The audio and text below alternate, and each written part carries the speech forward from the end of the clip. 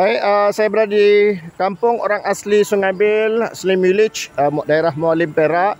Dan kita lihat ini adalah kawasan padang. Di belakang saya ini adalah padang hasil usaha nenek moyang, turun-temurun masyarakat orang asli. Dan di sini nampak kemegahan bendera Malaysia, bendera negeri Perak dikibarkan. Dan di belakang saya adalah sungai yang nampak jernih dan tetapi kawasan ini selalu banjir belakang saya ini adalah padang keluasan 1,5 ekar.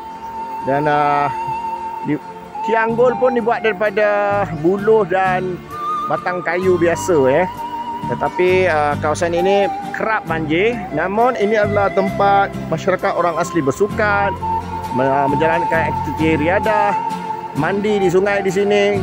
Anak-anak muda belia bermain bola sepak setiap petang. Malahan orang India daripada Berang Ulu, daripada orang estet Sungai Bil sebelum ni dan kampung Melayu yang berdekatan, mereka juga hadir dan bermain bola sepak bersama-sama dengan masyarakat orang asli di sini. Andai kata kawasan ini hilang, kesian. Janganlah jangan sesekali mengambil harta orang, usaha orang, bawa berbincang, kerana ini adalah usaha turun-temurun masyarakat orang asli. Mereka ni cukup unik, orang asli ni cukup unik mereka ni agak pemalu, kurang menyerlah untuk bercakap. Jadi saya selaku Presiden Pertubuhan Konservasi Alam Malaysia, kerana alam itu hierarkinya adalah manusia paling di atas, terpaksa kita membantu mereka.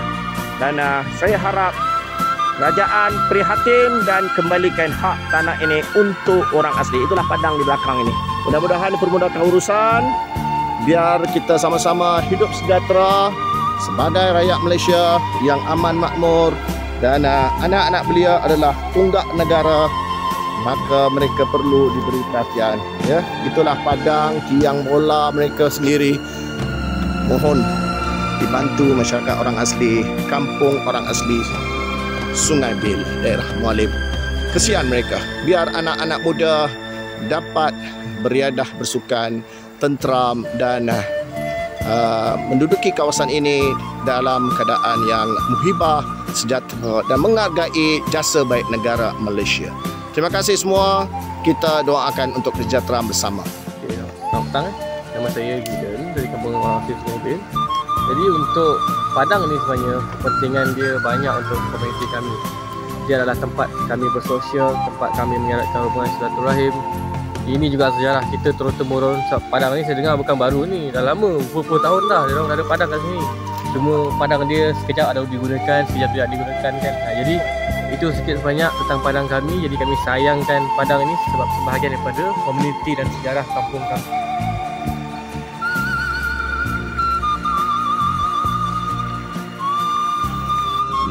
Inilah kawasan kami untuk bersemi bersukan pada petang-petang, dan orang kampung belia-belia semua di sini juga bersukan. Dan inilah padang kami saja yang ada, dan bagilah kami peluang untuk menjaga padang-padang ini. Tentu.